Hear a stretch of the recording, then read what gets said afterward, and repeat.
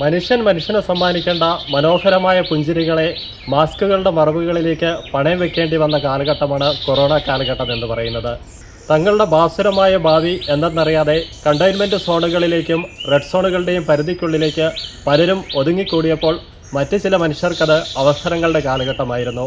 തങ്ങൾക്കുള്ളിൽ അന്തർലീനമായിരിക്കുന്ന അഭിരുചികളെ കണ്ടെടുക്കുവാനും സർഗാത്മകളെ വീണ്ടെടുക്കുവാനുമുള്ള അവസരമായി അവരതിനെ ഉപയോഗിച്ചു.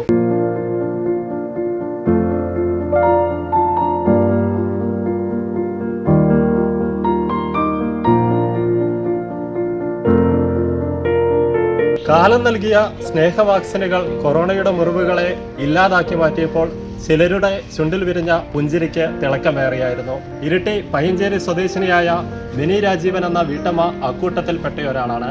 നെറ്റിപ്പട്ട നിർമ്മാണത്തിലും കരകൗശലവസ്തു നിർമ്മാണത്തിലും തുടങ്ങിയ മിനി ചേച്ചിയുടെ ജൈത്രയാത്ര ഇപ്പോൾ ഏറെ ദൂരം പിന്നിട്ടിരിക്കുന്നു. കൊറോണ കാലഘട്ടത്തെ വിരസതയെ ഇല്ലാതാക്കുവാൻ ചെറിയ രീതിയിൽ കരകൗശല വസ്തുക്കളും നെറ്റിപ്പട്ടങ്ങളും നിർമ്മിച്ചു തുടങ്ങിയ ഒരു സബരിയാണ്. പക്ഷേ ഇന്ന് ചേച്ചിക്ക് തിരക്കുകളാണ്. ചേച്ചിയുടെ വസ്തുക്കൾ വാങ്ങാൻ ഒരുപാട് ആളുകൾ എത്തിച്ചേരുന്നുണ്ട്. മിനി രാജീവ് എന്ന പേര് സമൂഹ മാധ്യമങ്ങളിൽ തരംഗമായി മാറിയിരിക്കുകയാണ്. യൂട്യൂബിനെ ഗുരുവാക്കിയാണ് ചേച്ചി ഈ ഒരു മേഖലയിലേക്ക് എത്തിച്ചേരുന്നത്. ഈ ഒരു യാത്രയെക്കുറിച്ച് എന്താണ് പറയാനുള്ളത്? എന്തായിരുന്നു ഇതിന് പിന്നിലെ പ്രചോദനം? പുഴയിൽ നിന്നും കിട്ടിയ കല്ലുകളിലാണ് തുടങ്ങിയത്. കല്ലുകളിൽ മീനിനെ ഉണ്ടാക്കി കല്ല് അത് തയ്ച്ചെടുക്കുകയൊന്നും ചെയ്യാണ്ട് ക്ലേ വെച്ച് ഓരോ രൂപങ്ങൾ മീനിനെയും പൂമ്പാറ്റ അങ്ങനെ ഓരോ രൂപങ്ങൾ ഉണ്ടാക്കിയെടുത്ത് നെറ്റിപ്പട്ടത്തിലേക്ക് എത്തിയത് ഒരു തവണ ടി വിയിലൊരു ന്യൂസ് കണ്ട് ഒരു ചേച്ചി നെറ്റിപ്പട്ടം ഉണ്ടാക്കുന്ന ഒരു വീഡിയോ കണ്ടപ്പോൾ അത് യൂട്യൂബിൽ ഇതിനെപ്പറ്റി കൂടുതൽ പഠിച്ച് ഒരു 2 മാസത്തോളം എടുത്ത് പഠിച്ചെടുക്കാം. അങ്ങനെയാണ് നെറ്റിപ്പട്ടം നിർമ്മിച്ചു തുടങ്ങിയത്.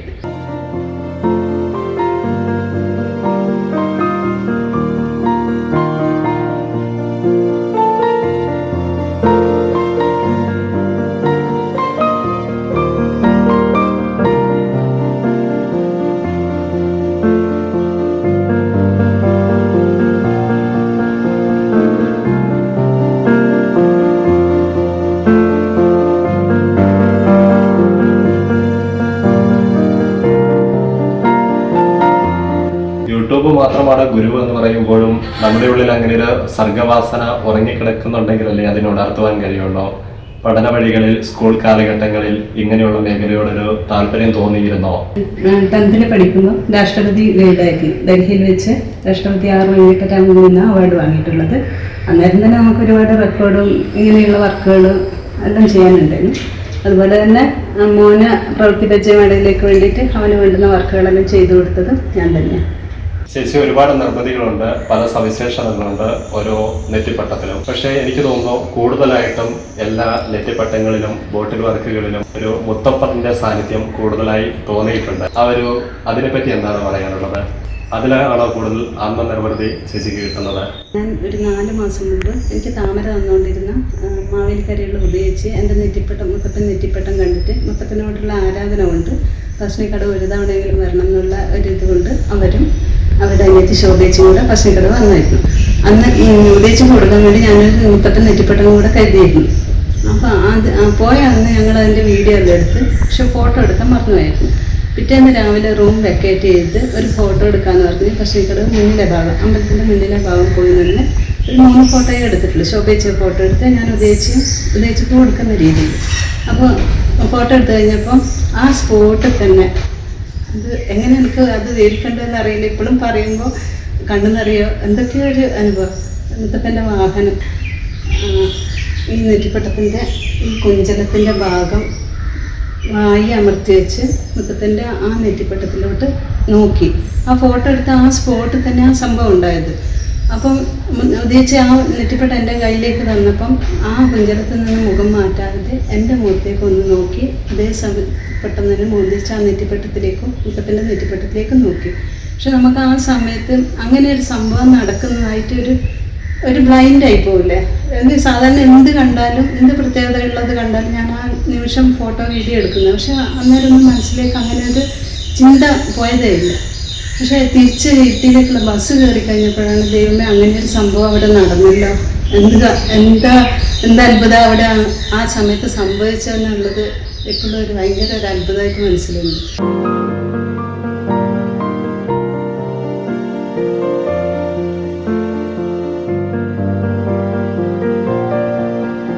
മിനേശി, എനിക്ക് തോന്നുന്നു ചേച്ചിന്റെ ഏറ്റവും അവസാനത്തെ വർക്ക് എന്ന് പറയുന്നത് ഒരു ബോട്ടിൽ ചെയ്ത തമ്പുരുവിന്റെ ആകൃതിയിൽ ചെറിയ മുത്തപ്പനെ വരച്ചു ചേർത്ത് മുകളിൽ കൊട്ടിയൂർ ഓടപ്പൂവെല്ലാം പിടിപ്പിച്ച് ചെയ്ത മനോഹരമായ ഒരു വർക്കാണ്. പ്രശസ്ത മജീഷ്യനായ ഗോപിനാഥ് മുതുകാടിനുള്ളൊരു സമ്മാനമായി അദ്ദേഹത്തിന്റെ പരിപാടിയിലേക്കാണ് മിനി ചേച്ചിയുടെ ആ നിർമ്മിതി കൈമാറ്റം ചെയ്യപ്പെട്ടിട്ടുള്ളത്. വലിയൊരു സന്തോഷം തന്നെയാണ്. ആ നിർമ്മിതിയുടെ സവിശേഷതകളെ കുറിച്ച് ഒന്ന് പറയാമോ? അത് ഇവിടെ ഇട്ടിയിലുള്ള ബിജു നാരായണൻ എന്ന് പറഞ്ഞ ആളാണ് എനിക്ക് ആ ഓർഡർ തന്നത്. അപ്പോൾ എന്നോട് പറഞ്ഞ് വ്യത്യസ്തമായ എന്തെങ്കിലും ഒരു വർക്ക് ചെയ്തു തരണം എന്ന് പറഞ്ഞത്. ചെറിയ മുത്തപ്പന് ചെറിയ രീതിയിൽ ചെയ്യാൻ പറ്റുന്ന ഞാൻ കരുതിയതല്ല, പക്ഷേ ഒരു 3 ഇഞ്ച് റൗണ്ടിൽ ഫേസ് ചെയ്യാൻ പറ്റി. പിന്നെ അതുപോലെ തന്നെ ആ ബോട്ടിലിന് കുറച്ചുകൂടെ ലെങ്ത്ത് കൂട്ടിയിട്ട് അതിനൊരു തമ്പുരു രൂപത്തിലേക്ക് കൊണ്ടുവന്ന് മുത്തപ്പൻ്റെ മുടിയായിട്ട് ഓടപ്പൂവും സെറ്റ് ചെയ്ത്. അപ്പോൾ അടിപൊളിയായി. അതൊരു നല്ല സന്തോഷമുള്ളൊരു കാര്യം തന്നെയാണ്. തിരുവനന്തപുരത്ത് നടന്ന മാജിക് വേൾഡ്, മുതുക്കാട് സാറിൻ്റെ മാജിക് വേൾഡിൽ നടന്ന ഒരു പ്രോഗ്രാമിൽ സാറിന് ഗിഫ്റ്റ് കൊടുക്കാൻ വേണ്ടി ആ ഓർഡർ കിട്ടിയത്.